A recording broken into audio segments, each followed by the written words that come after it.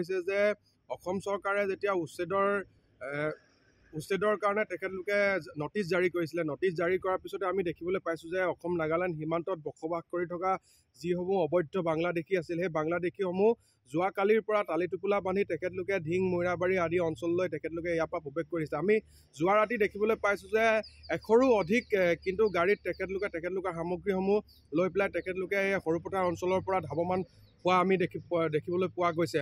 আটাইতকৈ লক্ষণীয় কথাটো হৈছে যদি তেখেতলোক ঢিং মৈৰাবাৰীলৈ যায়, তেখেতলোক কিন্তু এই অবৈধভাৱে তাতো তেখেতলোকে মাটিসমূহ দখল কৰিব। আমি সেয়ে চৰকাৰক আহ্বান জনাব বিচাৰিছোঁ, তেখেতলোক ঢিং মৈৰাবাৰী নহয়, তেখেতলোকক বাংলাদেশলৈ প্ৰেৰণ কৰিব লাগে বুলি আমি অসমৰ মাননীয় মুখ্যমন্ত্ৰী ডক্টৰ হিমন্ত বিশ্ব শৰ্মাক অনুৰোধ জনাইছোঁ। আৰু লগতে ইয়াত যিসমূহ সন্দেহযুক্ত নাগৰিকে এতিয়াও বসবাস কৰি আছে, আমি তেখেতলোকক আপোনালোকৰ সংবাদ মাধ্যমৰ যোগেদি স্পষ্টভাৱে সকীয়াই দিব বিচাৰিছোঁ, তেখেতলোকে যদি অনতিপলমে এই অঞ্চলসমূহৰ পৰা তেখেতলোক নাযায়, কিন্তু আমি চুতীয়া ছাত্ৰ সন্থাই তেখেতলোকক আমি ইয়াৰ পৰা খেদি পঠিয়াবলৈ কিন্তু বাধ্য হ'ম।